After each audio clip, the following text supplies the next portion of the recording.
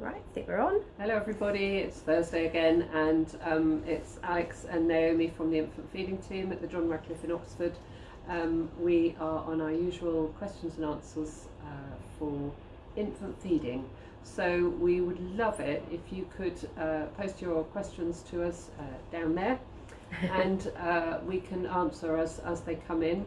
We're going to talk about a few other things as well today, but just infant feeding questions. So if you've got questions about pregnancy, about scans, about inductions, general pregnancy questions, swollen ankles, that sort of thing, direct those to Ask a Midwife sessions, which are different times in the week, and also your own midwife, of course, which is the most obvious place to go first. So if you've got any concerns about anything other than infant feeding, then direct them elsewhere. But we would love to hear from you about any aspect of feeding your baby. So it's not just breastfeeding this session, it's about infant feeding. Yeah, anything to do with feeding at all. So a week comes around quickly, and lots and lots of questions. We've been doing this now probably for about 20 weeks. I don't know how long. We keep saying we're going to look, but we haven't. But it's probably since it's quite a while. April or May we started doing it. Yeah. So it's been really fun that we've interacted with so many people, and hopefully helped a few of you along the way, and you know, it's ongoing, and hopefully we'll be continuing to do this. So if you're worried about anything, please do post your questions to see if we can reduce those anxieties for you, and just anything simple, anything you've got any worries about. It doesn't matter if it's a silly question or if it's a really complex question, we'll try and answer it for you. So please do direct them to us, and fire away, and make sure, tell us you can hear us and see us. That's always nice, because all we can see is ourselves looking at a little telephone. So today we thought we'd talk a little bit about conflicting ideas. I'm hoping you can hear me, because something started up outside of the window. I might just shut the window. So I'm having a bit of a competition with some sort of machinery. That's a bit better. About conflicting advice, because I think a lot of people do say that they get, I think one of the things that we get in feedback a lot is that we get conflicting ideas, conflicting answers, and things that make people confused about feeding, and that they think that they don't know what they're doing. And that might be the case, it might well be the case, but often I think that you don't realise that actually from day 0 to day 10, your baby's behaviour changes massively, and the things that we advise you to do over those 10 days changes massively, and it changes on a daily basis. So if you're getting conflicting advice 3 times in the same day, then that is conflicting advice. But I think if somebody comes to you and says on day 0, well, you don't need to feed your baby more than 3 times in 24 hours, that's absolutely fine. But then they may come in the next day and say, but you need to feed your baby more frequently today, and you need to be doing 8 feeds in 24 hours, where your baby's needs will change. And so that might be perceived as conflicting. Yeah. And actually it's not, it's just that your baby's needs are changing. And it's the volumes as well, isn't it? So the volumes that a baby needs increases, as we've talked about before. Yeah. They keep increasing on a daily basis in the first sort of week to 2 weeks of life. So whereas where in the first day we will be saying to you, if you've got 0.2 mils in a syringe of colostrum, we're delighted. That's not going to be enough on day 3, for instance. We're going to be looking for bigger volumes, because that baby's stomach's really grown by then. So we're thinking about stomach sizes. You can see on day 1 it's the size of a cherry, it's a little tiny thing. On day 3, you know, it's an apricot, a walnut size actually, isn't it? Walnut. And then day 3, 1 week, sorry, it's an apricot, and then at a month it's the size of an egg. So even at a month it's not very big. No. Volumes aren't huge.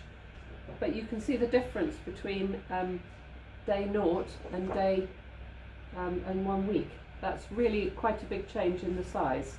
And so, you know, you don't have to fill it. You don't have to fill that space, but that's the volume that it would accept. Yeah. Not 60 mils. No.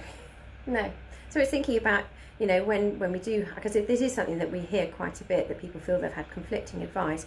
Is it advice that's changing because the situation is changing, or is it, as Naomi said, on the same day, same situation, you're hearing different things?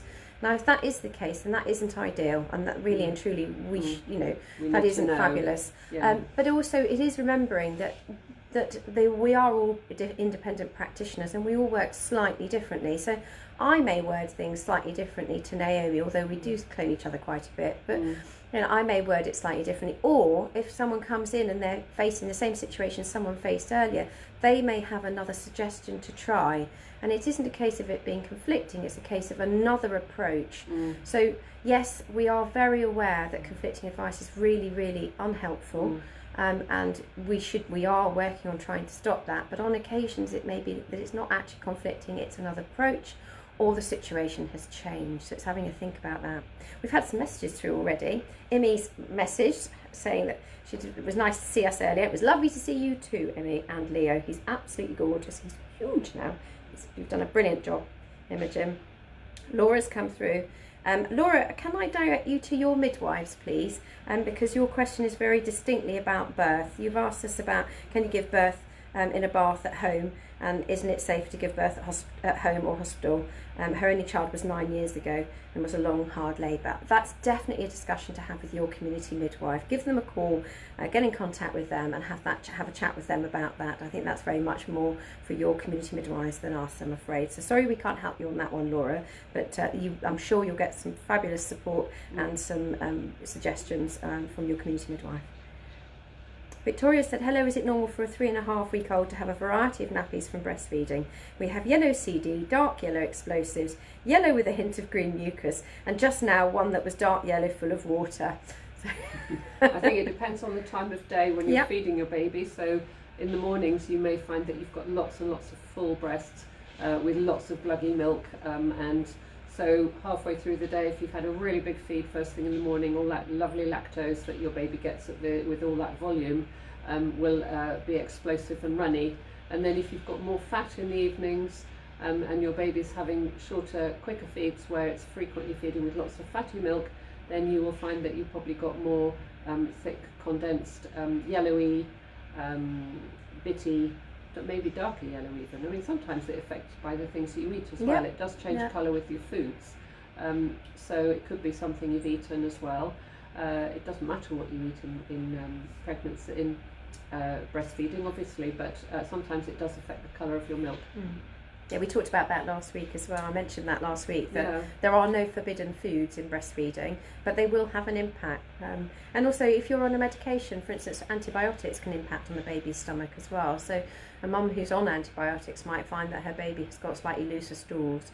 She still needs to carry on with them, and the baby will be fine, because there's lots of protective properties within breast milk that will carry on helping that baby's stomach biome go back to normal. Lots of bifidus, like you get in Yakult and Actimel, all those things are rectifying that change in the biome in the tummy. So, but and yes, it does change. If they're green, it might be the same, that you're doing a few feeds where there's more lactose going in, so that you might have got really full breasts and your baby's snacking on full breasts and getting lots of fluid and not quite so much fat, and sometimes that makes your baby's stool a little bit greeny or mucousy as well. So yes, it changes with the weather, it's as it is. If it changes consistently and it becomes consistently bright green or the wrong colour, not yellow with bits in, then you probably need to talk to somebody. But yeah, it changes in the day. Yeah, from the beginning to the end of the day. So pretty normal, Victoria. I mean, unless as Naomi says, it's persistently a different colour. And your baby's gaining weight and doing all the things it should be doing. That's what we'd expect. Fabulous. Keep going. Well done, you. Lucy has written and said, I'm due on the 22nd of October and have found our videos useful. She's hoping to combination feed with breast milk, not formula. I've been advised not to introduce a bottle until around 3 weeks to allow feeding to be established. When is it best to express the milk? Will expressing milk to build up supply cause an oversupply of milk? It might. It depends when you do it. I think it takes about 6 weeks to establish breastfeeding, so the longer you leave it to give a bottle, the better, probably, because you're not interfering with the production of the milk by asking your breasts to do more than they need to do, because that, exactly as you said, it can cause overproduction if you're doing a lot of pumping. However, you might find there's certain times in the day when your breasts are quite full after a feed, and you might want to just make them a bit more comfy, drain them a little bit, and sometimes that's first thing in the morning, and you might find that you can do just a little bit of pumping in the morning and get a little bit out for a top up in the evening, and you know, maybe another time in the day you can do that to collect your milk. Some people use something like a hacker, which is like a breast reliever, not a pump, and when they're feeding on one side they collect drip breast milk on the other side, or breast shells, which is the other way to do it. You do have to be a little bit careful when you use those, because they are brilliant tools, but if you leave them on all the time it can overstimulate you. And the other thing to think about is if you're breastfeeding on one breast and using the hacker on the other, you're going to drain the breast of milk on that side. If you're needing to feed on both sides, you'll end up breastfeeding and then your baby not being satisfied and having to use your drip breast milk to top it up. And that's kind of a defeatist thing to do, because you want better to have your baby take the milk out of the breast when it's in the breast, and then if you've got extra, then use that. I think it's important not to overstimulate. It's probably important not to introduce a bottle too soon, because we don't know the impact on babies, what the bottle will do to your baby, and the suckling in your baby is very different on a bottle. And if they're just learning to get milk from the breast, the way the breast delivers milk is it's big and soft in its mouth, and it's not putting a direct pressure on the roof of the mouth. And if you put a bottle in your baby's mouth, it's a very firm, direct stimulation, a super stimulation on your baby's palate. And if that baby gets that super stimulation frequently, that's what and then gets delivery of milk, it will. If you put something in your baby's mouth, it will always stimulate, in the suck reflex, it will always stimulate it to suck. Now if it sucks and it gets milk, it will want to do that again. And sometimes it doesn't know whether the breast is going to deliver that, because it isn't that super stimulation that the bottle, the plastic on the roof of the mouth doesn't give. So your breast in your mouth is very soft and very equal in the vacuum and the sensation in your baby's mouth. It's not getting that super stimulation that a bottle will give the palate. And so they learn that getting food in a bottle is, that's their stimulation, and they become can become quite conflicted in what they need to do with a breast. Not every baby, but some babies will, and that super stimulation can create confliction with the baby, and it can alter the way they feed. But also, if you give bottles, you've got to pump in replacement, really, so that you're keeping your milk supply going. Unless you're doing your bottle feed at the same time every day, and then obviously your breasts don't need to be fed on at that time, you don't need to use them. But if you're doing random bottle feeds where you're just going out, or you're wanting a break at a certain time, you have to go and have a bath, need to pump. You might need to pump afterwards, just so that you're not losing your supply, because or feeling too full as well, because you can be too full. So Lucy, I think the main thing is to say that establish your milk supply if you can. Give yourself a couple of weeks, get that milk supply going, and then start thinking about the bottle as well. So I know we talk a lot about pumping on this session, but the pumping we use, we always, as I've said this morning in clinic, when we're talking about pumping, we're looking at that to increase supply, and then with the intention for the majority of women to go on to exclusively breastfeed. Obviously that's not what you want to do, and that's fine, and many women do express as well, but get your supply first and then think about it, and I'm sure your baby will cope with both, as do many babies. I mean, most babies are fine if you give bottles to them, but occasionally babies aren't, and it can be quite upsetting for mothers if they introduce the bottle and then feeding doesn't go as well afterwards. So Claire's come on saying, hello both, just to confirm that you've helped me enormously. Oh, thank you, Claire. Without your help, I seriously doubt I'd be exclusively breastfeeding at this point. With a 13-week-old, wow, gosh, that's gone quick, 7.5 kilo baby. Thank you all for your support, both offline and for these sessions. Well, lovely to hear from you, Claire. We like hearing nice things. Yeah, we've so enjoyed doing this. It's been so lovely. I know every service has room for improvement, and it's, as we talked about, conflicting advice. Lifelong learning. Yeah, but it is nice to hear that it is working for some of you too. So Sophia has said that she was leaking colostrum about every night from about 32 weeks, but she's now almost 38 weeks and haven't had anything for the past couple of weeks. Is it usual for this to decline? I had a very helpful discussion with one of your team about hand expressing. Hang on, there's more to this message. I've got to get down to it. A few weeks back, but after trying yesterday, I wasn't able to get anything. Keep going. Don't give up. No, you've got milk. If you've been leaking already, you've definitely got milk. It doesn't just dry up. Might just be when your breasts were growing a little bit more, the tissue in your breasts was growing a little bit more, and so there was an up of production of milk cells, and so that might just be why you've got a little bit then, and now it's settled down. Your breasts aren't growing quite as much. They've had a bit of a lull. You might find that it starts again. You might not. It might be that your bump's a bit bigger and you're not lying on your breasts in the same way, because you can't sort of squash against them in the same way when your bump's in the way, and that might be all it is, that you're not sort of putting more pressure on them with your arms, say, if you're asleep. So it might be something simple like that too. So I think, try maybe have a nice warm bath.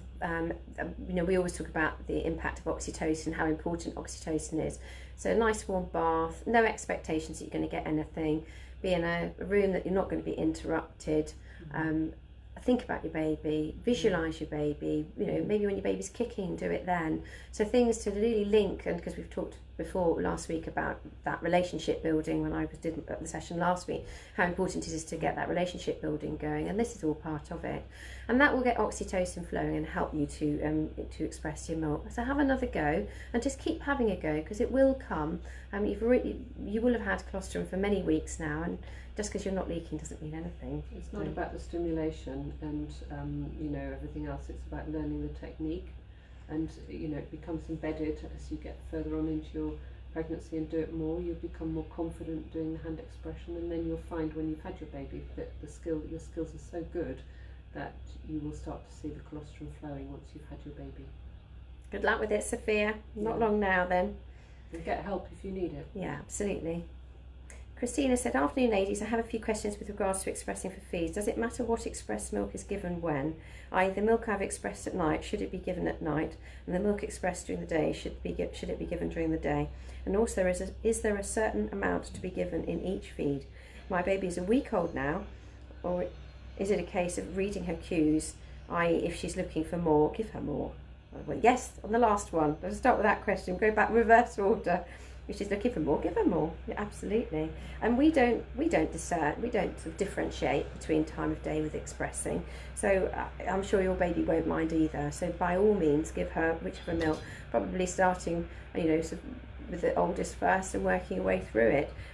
But it sounds fantastic. It sounds like you've got a great supply if you're able to have this this thought. And it sounds like you've got a brilliant supply if you're able to even consider the time of day you're giving it. Many women are expressing for the next feed, and so I don't have that choice. So I think, Christina, it sounds fantastic, and whenever. I think the only thing is if you're, and it's not for this pumping, but if you're doing drip breast milk collection and you're topping your baby up with drip breast milk collection because you feel that your baby's not getting enough or not able to feed as well at the breast, it's probably good to do some pumping and some drip breast milk.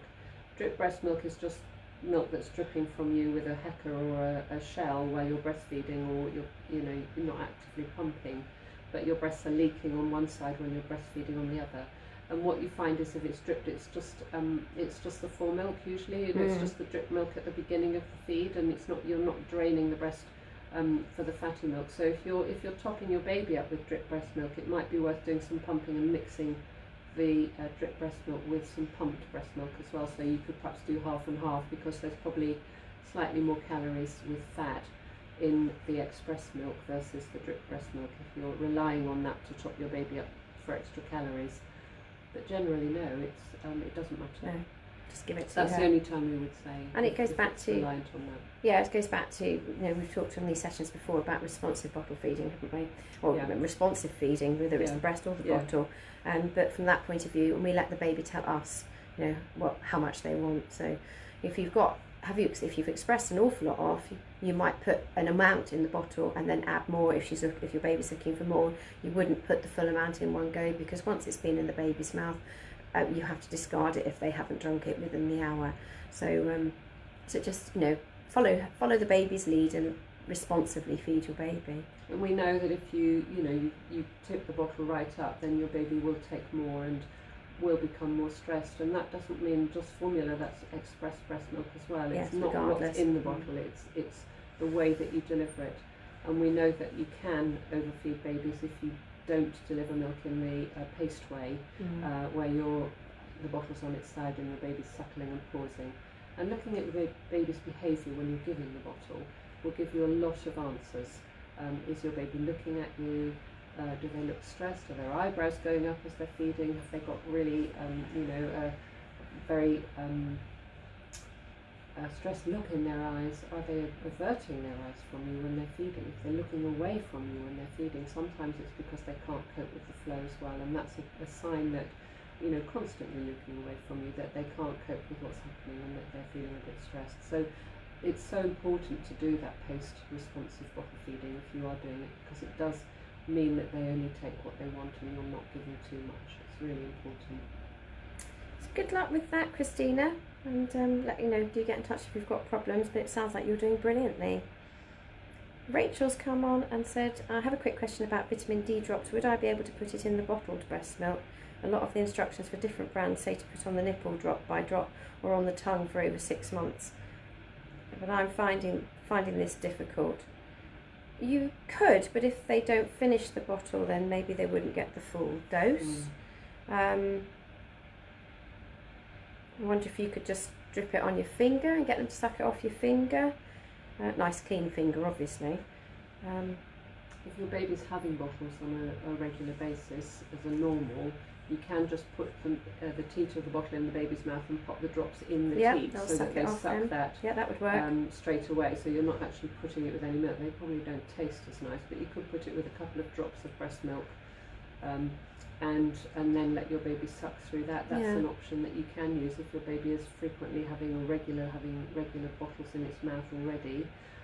But I think dripping on the nipple is not a bad idea. No. I think that you can do that very slowly through the feed, and maybe give half on one side, and then if you give a feed on the other side, pop them on the other side when you go on to the other side, and they get the first flush of milk, and that maybe dilutes the taste of them.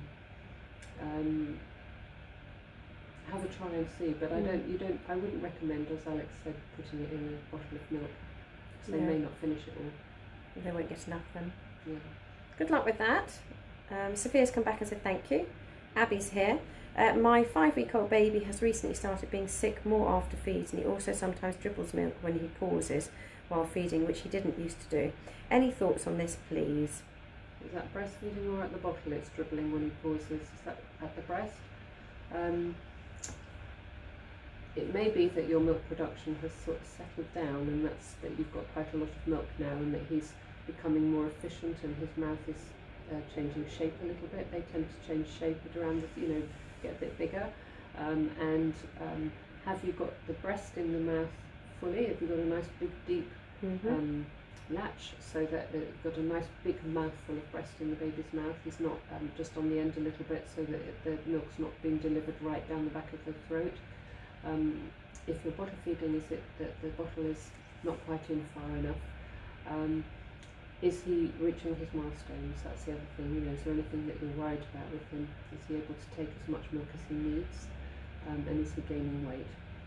Well, I think we could talk about angle of the dangle as well, because if a baby's not on, absolutely, not on the mother, attaching to the mother at the angle that her breast is at, then actually you can end up with a baby that's sort of on, not particularly well on one side. You've got Don. Got a choice of 3, but they're so beautifully arranged. Fall over, don't worry. So the angle of the dangle is if your breasts, and they're probably not going to look like this if you're quite large breasted, but if your breasts are like this, so you can see they're pointing outwards, your baby will need to come up quite high onto your breast in order to latch and to attach to the breast and stay there. Most women's breasts are like that, okay? So if you continue to try and put your baby on in that way, the nipple will fall out of the baby's mouth all the time. So you turn your baby round so that the angle of the dangle, so the way that your breast stays in the baby's mouth. So if your breasts are down here, there we are. I didn't say anything, I was waiting to come back, so we disappeared for a moment. So if your breasts are right down here, you might find that your baby is almost lying on its back up at you. And that's also normal for that shape of breast, but your baby shouldn't be on its back if your breasts are like this. That makes sense if you see it like that. If your breasts are like that, your baby's here, your baby's here, or your baby's here. And that stabilises the breast in your baby's mouth so that it doesn't keep falling out when it pauses. And that's a major problem in breastfeeding often, and people come to us saying their baby's got a tongue tie because it can't hold the breast in its mouth. Or it's dribbling. Or it's dribbling, because the angle of the dangle is not quite the same as the way the baby's going on. So look at the way your breast lies. Look in a mirror and look at the way, or get somebody to video you while you're breastfeeding. Don't look at another video on YouTube of another baby breastfeeding, because that's not you and your baby. And see how your breast is lying, and is your baby lying in the angle of the dangle? Is it lying in the right place? Is it there? Or is your baby here? And you see the nipple can fall out the baby's mouth all the time. And that's really important to maintain that latch, that attachment, and to keep that baby connected to you well, so that it can sustain that feed all the way through and not lose the breast or dribble from its mouth. So you mentioned, Abby, that your baby's now 5 weeks old, and that's the other thing to think about, is that how big is your baby now? Because as babies grow bigger, we don't necessarily allow for their bigger bodies to cope with. So start from scratch again. Go, right, I'm going to line you up, nose opposite nipple. So it's that whole thing about lining the baby up, nose opposite nipple, so that when they are ready to feed, they're going to tip their head back and they're going to be upper lip to nipple in that position.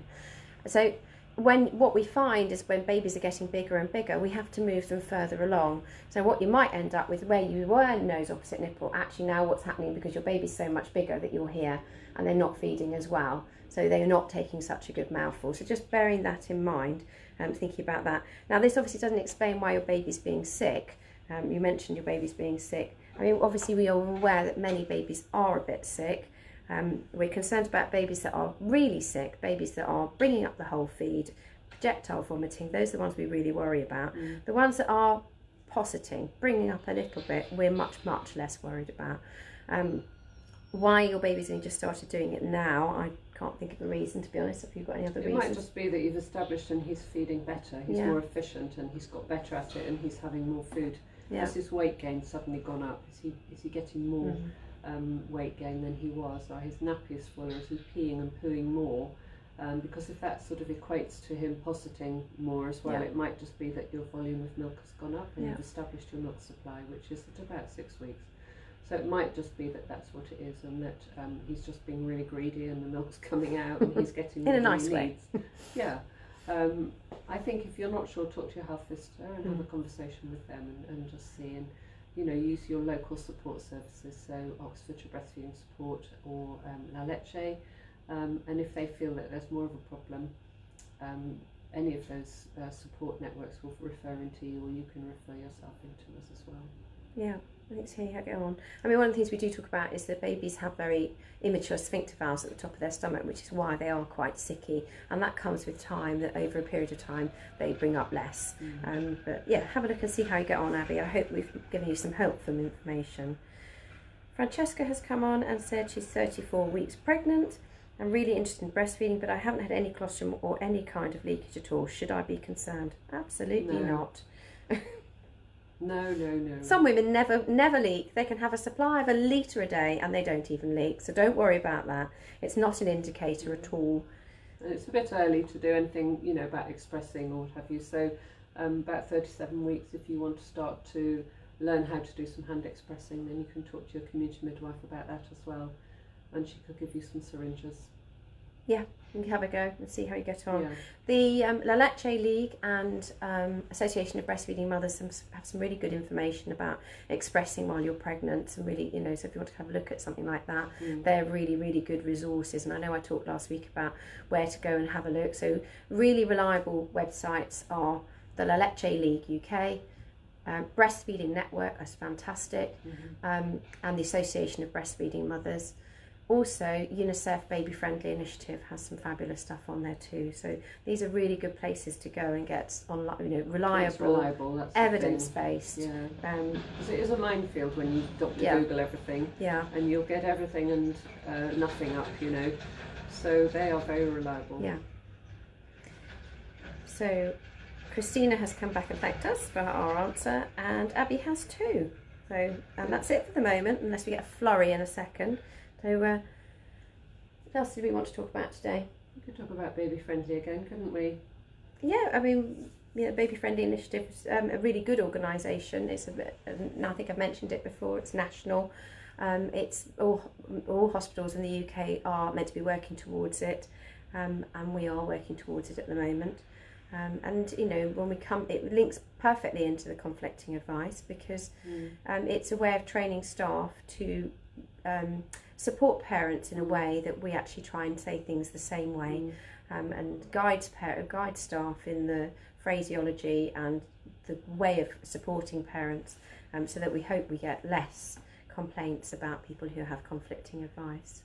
So, and as I mentioned last week, it's got a real emphasis on relationship building and responsiveness for babies, regardless of whether the mother's had the baby or not. So it's building that relationship, as I talked about last time, building that relationship up between mother and baby in the antenatal period, being aware of that when that baby's moving, visualising what your baby's going to be like, thinking about when you're going to first meet your baby, and this will all have a fantastic positive effect on your oxytocin. And I think also involving your partner, because I think particularly if you've had a baby before, they kind of think, oh yeah, I know all about that, the baby's growing, and they sort of float along in the pregnancy, and you're getting bigger and you're busy, all of you, and you've got toddlers or whatever at home, and they don't kind of get so involved in the pregnancy, particularly second and subsequent times, in the same way. Remember, with your first pregnancy, every movement is documented, and every week you're pregnant is documented, and you're looking at books and you're reading about what your baby's doing inside you, and you're very actively connected with your baby, and so is your partner usually, because they are going through that first experience with you. But I think when life gets in the way and they're busy working, and your pregnancy goes in a flash when you've had a baby already, because time is so precious and you're so busy, you're juggling so many different balls in the air when you're having more than one baby and your subsequent babies. So everybody forgets to focus on the pregnancy in the same way. So it's really important, even if you've had a baby before, that you involve your partners from the beginning as well, and get them involved in the baby, so they learn to connect with your baby as well, because that will then be a positive experience for them when the baby comes out, that they will know that baby as well, and they will have sung and patted the baby and talked and told stories to it in the same way. And that's very important for you to work towards your next new member in your family. And include other children as well. We talked about it last week. I know it's not possible at the moment because you can't bring children to scans and things, but there is. I've heard a story about a baby that was. There was a scan taking place, and a toddler was there, and the baby was seen to react to the voice of the toddler as it spoke to its sibling to be. So much as we can't have them in the scans at the moment, but actually it just shows it's well worth doing at home. So if you've got a toddler, get them to come and sing a nursery rhyme to the tummy, and so they can sit in the baby cots and sort the clothes out and talk to them about what they used to wear, all the stuff that you know about anyway, but involve them in planning the baby's new room, and what you might need to take with you when you're going into hospital to have the baby, so that they are all prepared for it as well. You might not want them to choose the name, because I can remember a few hilarious answers from people who've said to me their children decided what the child was going to be called. They didn't go through with it. So it's quite funny. But yes, try and involve them as much as possible, and that's all part of that relationship building with them. Yeah, and it all grows babies' brains when you've got that involvement. They have that connection from inside you. It's all about your baby's development as well, and the security. And on the converse of that, that's if you're exposed to lots of noise, if you've got drills outside your employment all the time, if you're hearing a lot of bangs and crashes all the time, that can have the opposite effect on babies. So it's about getting that balance right, and protecting your baby, and building that relationship with it. We've got another question. Fiona's come through. She said her baby's 6 weeks old tomorrow and exclusively breastfed. How long is it okay to let him sleep for at night between feeds? We've had to wake him a couple of times as we didn't think he was supposed to go longer than 4 hours without a feed. He feeds a lot during the day and is really good weight. Well, if you've got no weight gain problems and your baby's pooing and weeing appropriately, you can leave your baby to sleep. So how long he goes. Yeah. So and even if he gives you a nice 4, 5, 6 hour, the likelihood it won't happen too often, so just cherish Maybe it. not more than 6, but you'd be lucky. Cherish it, make the most of it. We talk about babies needing a finite amount of milk within a 24-hour period, and if he's not taking it at night, he's going to take it during the day. So just anticipate that you're going to have a lot more feeds in the day if they've gone a very long period at night. But you know, go with it, and that sleep is so important. You'll feel so good after a decent chunk of sleep. So if they go 8 till 4, you'll find that they'll go from 4 till 8 and not stop. You know, they have to catch up at some point. They have to get the calories in, and if they're gaining weight, they will get the calories in. If they're not, then they have to be woken. And babies should be woken at night to give milk if they're not gaining weight.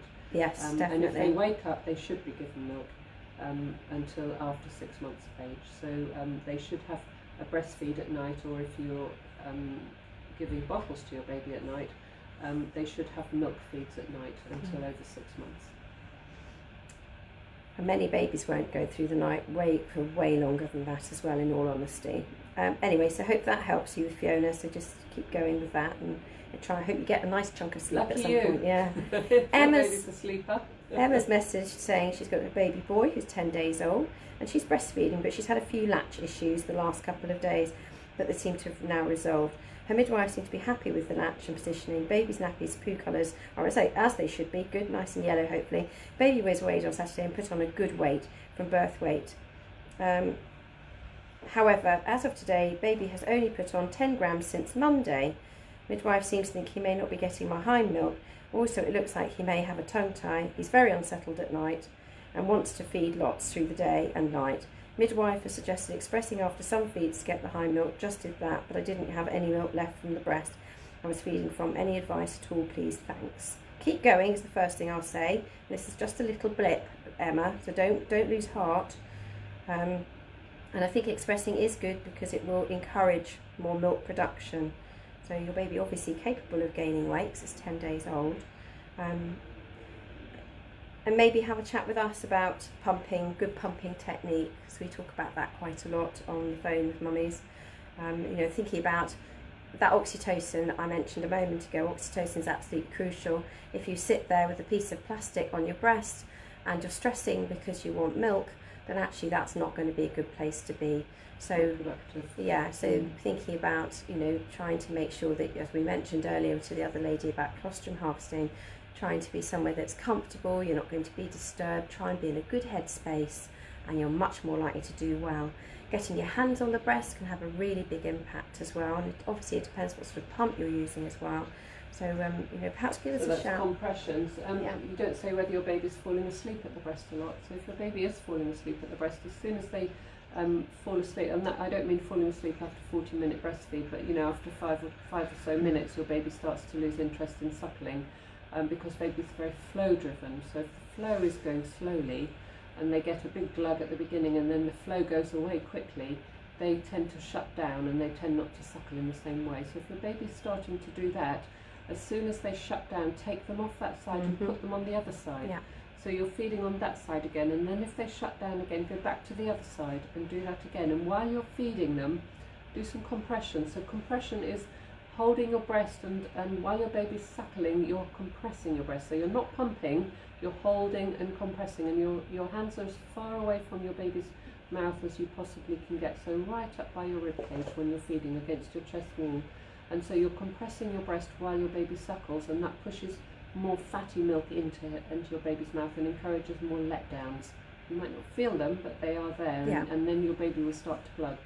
If your baby shuts down again, then you go back to the other breast, and when he shuts down, you go back to that one, and so on. You go backwards and forwards, and backwards and forwards, and backwards and forwards, and backwards and forwards, and then they drain both breasts.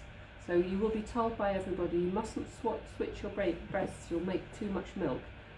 But what you will do at this point, it's not forever, it's maybe for 2 to 4 days you do this, it ups your flow and your baby starts to suckle. So after about 2 or 3 days, you might see your baby start to suckle more and longer on one breast, and you're switching less frequently. You're doing your compression, which is giving more letdowns and more milk, so that's like pumping while you're breastfeeding. So you're doing 2 things in one. So you're increasing your milk supply, and your baby is what we call nutritively suckling for every side that he goes on. So every time you stop and put him on the other side, he starts to nutritively feed again. Nutritively feeding means that they're getting milk while they're suckling. Non-nutritive feeding is that they're nibbling but not getting anything, so they're falling asleep and not gaining weight. So you're wanting to see nutritive feeding much more in the breastfeed. And it might be that that's the pattern that you're seeing, in which case, if you do that for 2 to 4 days, you might find that that ups your supply naturally, and it means you don't need any equipment.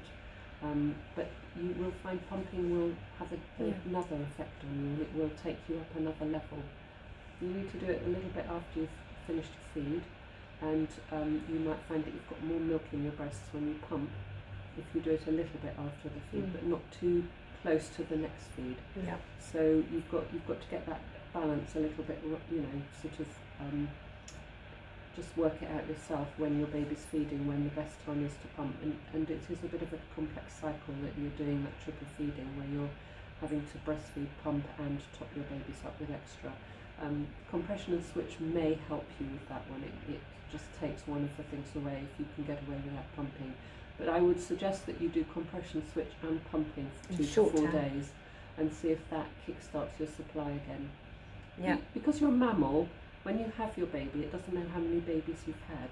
So it makes enough for 6 babies in the first few days, when your milk comes in the first week or 2.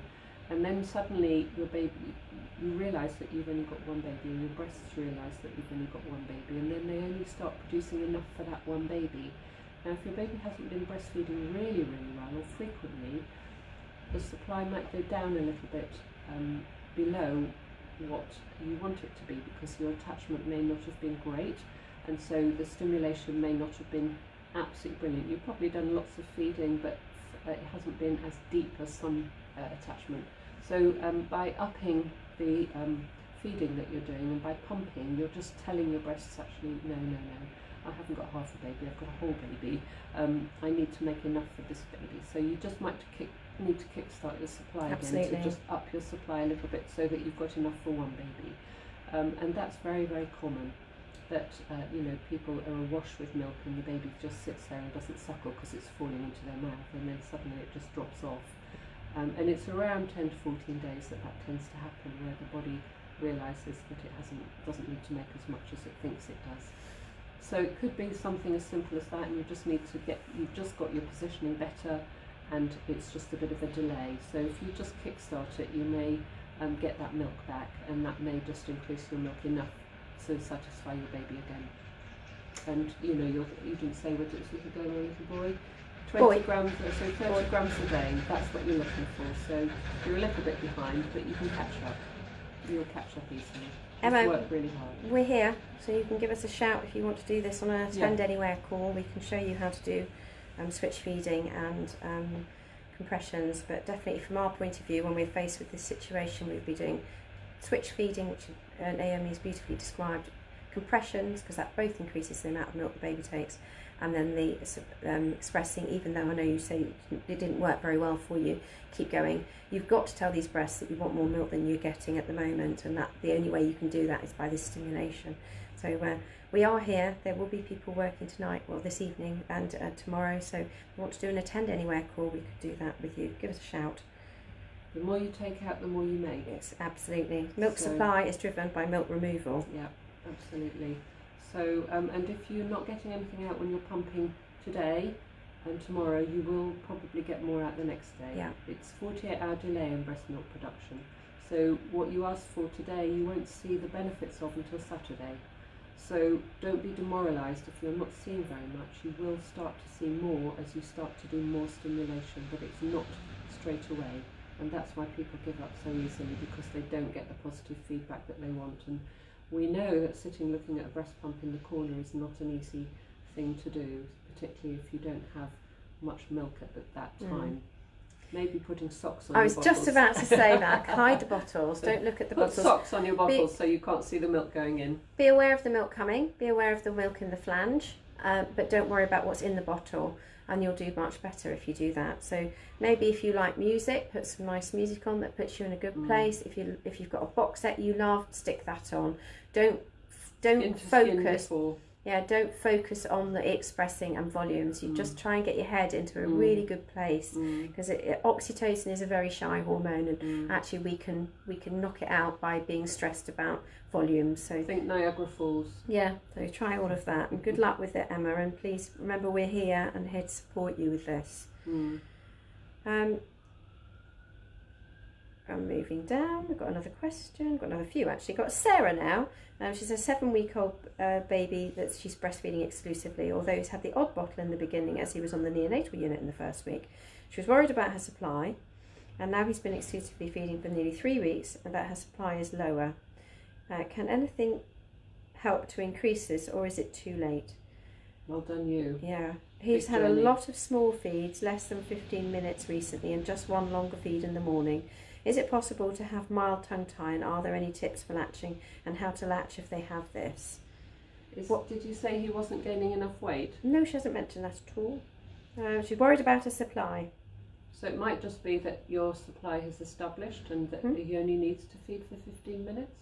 You haven't said whether he's pooing and peeing appropriately, so is he doing the right normal right amount of poos and wees, and do they look the right sort of poos and wees?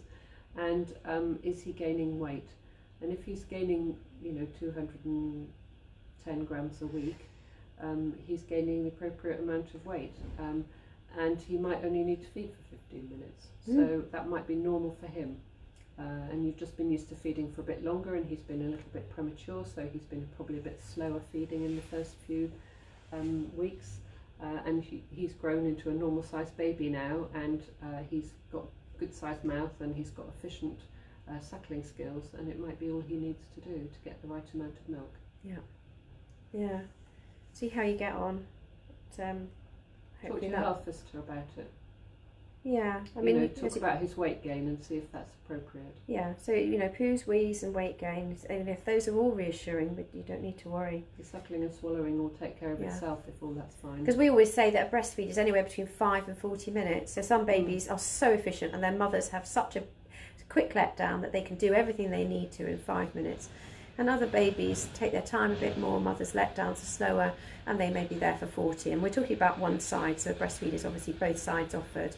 Because we always say that, a full breastfeed is both sides offered. So, see what's happening. Fiona's come back and thanked us. She's going to stop setting the alarm. Oh, lucky Good you. on you. let your baby be the alarm. And he's gaining lots of weight, she's written as well. Well done. Well done. Fabulous. You're a lucky girl. Yeah. Kirsty has said, hello ladies, she's 44 years old and just found out she's 5 weeks pregnant. Congratulations. Well, she had a miscarriage in April this year, so she's worried sick. Any advice would be helpful at what to do at this stage? Well, at 5 weeks, it's just look after yourself, really. Nothing for you to do. Just keep going. And you won't believe it till your baby's in your arms. No, absolutely. And we look forward to meeting you in 8 months' time. Talk to your midwives if you've got any concerns, but they will call you for an appointment, I should imagine, for a booking in, or you call them for a booking in to have your notes filled in, and then you'll feel like you're really pregnant. Yeah, well, you've got your blue notes in your hand, so it will be lovely. Yeah. But direct your questions to your own midwives. I think that from a feeding point of view, I mean, I've already mentioned quite a few websites on this session. They're well worth a read if you want to go and have a peek at those. There's lots more besides. Certainly on the baby friendly, there's more than just feeding. So yeah, the others are predominantly feeding, but there's lots of really good resources out there that you can look at. And tap into the sessions that they're doing here at the hospital with Wendy Randall and the community midwives. They'll be answering lots of questions that you may come across, that you may think of later, and then you'll have already been answered. So good luck. Kate has said, hello, I'm 30 weeks and I've noticed the baby started hiccuping a lot more. Is it usually 4 times a day? That's a really funny feeling, isn't it? Usually 4 times a day. Is this normal? Yes, I don't know. I could put a number on them actually. I don't know about you. Could you? No, you can come out and do it as well. Yeah, quite normal. We often get asked, don't we, is it normal for my baby to hiccup? We go, did your baby hiccup when they were in your stomach? Like, yes, well, it's normal. So, yes, it's very, very normal. It is quite a funny feeling though. Yeah. Right, Emma. Emma has asked for our number. Have you got your pen ready? It's an Oxford number, so it's 01865 572 950. So that's Oxford 572 950. And if you didn't have a pen ready, if you go onto the OUH website, all our contact details are on there, including our email address, so you can contact us either by phone or by email. So if you go to OUH maternity, so you choose maternity, then you choose infant feeding, we're there. That's all our leaflets and everything there as well. If you need there's any lots more of resources on there. Lots of resources, some videos, links to websites and links to other support groups as well. I think that the numbers are usually put on the bottom of this session as well, so that you've got I think so. contact with a lot of the support services too. So normally OBS, Oxfordshire Breastfeeding Support, La Leche League, they're usually always included. They usually have a bit of a drive on putting their details on, so that it makes it as easy as possible for you to contact them. But they have also got Facebook pages too, so you will be able to find OBS, Oxfordshire Breastfeeding Support, and La Leche League Oxford. You'll be able to find both of those on Facebook too, as well as on the normal website. And OBS have got Zoom sessions running with mothers in the postnatal period, and they're also doing some antenatal classes as well, which you can tap into, which is really handy. And also to give a plug also to the Abingdon Baby Cafe, Sue Richards, all these places are offering support, La Leche, OBS, and Abingdon Baby Cafe. Sue Richards at Abingdon Baby Cafe is doing a fantastic job. She's actually got time to see more people than she's seeing at the moment, so if you are in that sort of area, and you can contact Sue via the Abingdon Baby Cafe Facebook page, and she'll be able to give you some help. She informed me yesterday she even had some scales, which is helpful. So we've had a bit of a precious commodity. In we've had a few issues of babies missing out on being weighed. Yeah, absolutely. On that note, Sarah has said, she's come back, she was our lady with a 7-week-old baby, that he's gaining weight, but the GP's wanting to weigh him weekly currently, and he's pooing and weeing well. Okay, so the question is, Sarah, is whether he's gaining as much as the GP would want him to gain. So ideally, is it 30 grams a day? We're looking for around 30 grams a day. That's pretty much what we're looking for. If he's going down on the centile chart, if he's dropping below, if he's dropping more than 1 centile, you probably will need to have a conversation with us. But your health visitor should be advising you as well, not just your GP. Mm-hmm. They should be managing it as well. So they may well be able to advise you on breastfeeding support as well. Yeah. Anita's come on here. Anita's been coming to see us. So she says, "Hi ladies, thank you for your amazing help with my little boy Elijah. Absolutely drop dead gorgeous Elijah. He's so cute." So hi Anita. Sarah's come on saying, "Thank you so much for answering. Also so helpful to know about compressing information while feeding." And it's a very useful tool. It is probably really one of the most useful things you can do as a mum. And I think the switch is really useful too, because when you've got a baby that is falling asleep at the breast, actually mums can spend so much time with a baby at the breast who's not doing anything. Yeah. And actually by taking them off and putting them on the other side, they get that let down and again, and you see, oh, they're off they go again. They're and actively feeding all the time. What you don't want is a baby who's chilling at the breast and doing absolutely nothing, because that's just not good for your supply, and they're not taking the milk on board, and we end up with mums with end up with mums with poor supplies and babies who are losing weight. So. Many women come to see us and say their feeds are lasting for more than an hour at a time on each breast, and actually when you break it down, they're only doing about 7 minutes breastfeeding, and the rest of the time is nibbling, and that's where you run into problems where your supply drops and your baby loses weight and everybody is frazzled. So switch and compression is perfect for resolving that, with probably pumping in the initial bit. It's a frustrating time though. Kirsty's come back and just said, "Thank you both. I was just worried about being an older mum, so a mum to be." And actually, do you know what, Kirsty? We see quite a lot of your age, and we've seen quite older as well. So I think positive attitude and things will be fine, and you'll do really, really well. Just believe in your body. Make a baby normally, and you'll produce milk normally. Absolutely. So believe in your body. So, Kate Taylor's come back saying thank you.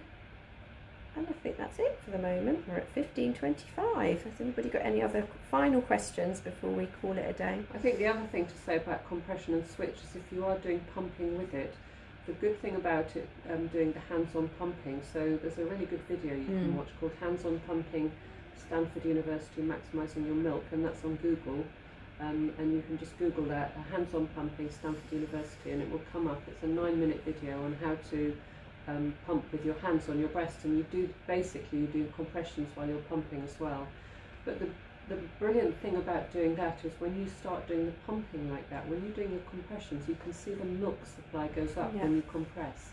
And when you do the compression when you're breastfeeding, you realise that that's what your baby's getting when you're doing the compression, so that you're looking at the suckling and you're compressing your breast and they suckle more deeply, and that's doing exactly what you see in the funnel of your breast. When you're pumping, you see the supply starts to drip more, starts to spray a little bit, and that's exactly what happens when your baby's at the breast. So you can sort of see what's going on, and you can understand what's going on in your baby's mouth while you're feeding, and understand that your baby's getting more milk while you're doing that. And I think that's a great tool for feedback, so that you can actually understand how it works. I think also it's from the point of view of that seeing it, but you learn where works. For some women, having their hand in one position will work for them, but not for others. So you find the right place for you. If you get it sorted with the pump, that you know when you put your baby on the breast and you get your hand in that same position, that actually you're going to give them that extra bit of milk. And often what we see is when mums are feeding, doing compressions at the same time, is that we see that jaw go down even further because they're doing a bigger suck and a bigger swallow, because they're getting that reward of that extra milk. And it's, you know, it's... Their eyes might open, mightn't they? Yeah, they become more engaged. They become engaged with you. They look at you, their eyes open, their eyebrows go up again, and they start to, be actively feeding. And that's what you're looking for, that they're actually nutritively feeding. And babies shut their eyes when they don't get anything, particularly at the beginning of the feed, when they've got their eyes closed and they're chomp, chomp, chomp, chomp, chomp. That's not engaged feeding. It's not nutritively feeding. Towards the end of the feed, they are sleepier and they do close their eyes, but the flow is going down, and they're having a bit of comfort there. But actually, you should be seeing your baby transferring milk with its eyes open in the initial start of the feed. Yeah, absolutely. So that's what goes back to the switch feeding. So when you've got a baby that's out the breast, that's now sort of drifting off, it's been on for a few minutes, it's drifting off, it's not really doing very much, it's doing a few nibbles and a very long gap and a few nibbles, very long gap. That's when you want to be taking that baby off, putting it on the other side. As soon as that starts. So dollop off. They get a dollop of milk. They feed. They're engaged in feeding. Off again when they're not, onto the other side. So it's a very useful tool, isn't it? Switch feeding. We use it a lot when we're dealing with babies that aren't gaining quite as well as we'd like them to, and it helps drive mum's milk supply. Yeah. Right, well, I think we're at 15:28, so I think we might call it a day and say thank you very much to all the people who've been watching. We've had questions today. Questions. All the best to those that haven't had their babies yet, and we look forward to meeting you in the future. Yep. And lovely to hear all those questions, and please get in touch those that perhaps could do with a little bit more support from us directly. Oh, Claire's come on quickly. He snuck in at the last minute. She's gone, hello Alex and Naomi. My daughter was born on Friday in the delivery suite and had extra colostrum, which it came in. Brilliant. So handy that first night. Also being able to hand express and generally doing all the things you've been telling us about for 19 weeks. Is it 19 weeks? Is that how we've been doing it? Counted. Yeah, it feels feels more like than that. us. We haven't. It's about 20 weeks. Yeah. Thank you, Florence. Thank you. Florence has only lost 3% of her birth weight, so I'm very proud of myself, and so you should be. There you go. That's fantastic. Shining example. That's really brilliant. Well done, Claire. That's lovely. But nice to have good feedback. We'll have you on our sessions, teaching our sessions for us. I tell you, we could do with some volunteers. We want to be doing some videos on teaching hand expressing, so if anybody's up for that, we'll film you. Anyway. But lovely to have all the fabulous questions, and we're here again next week. I think it's you and me again, isn't it, next week? Yeah. Same place, same time. Yes, and all the best to all of you. And do get in touch, those mothers, people who've been in touch and could do with a bit more support. Please give us a ring. Okay, thank you very much. Bye-bye. Bye.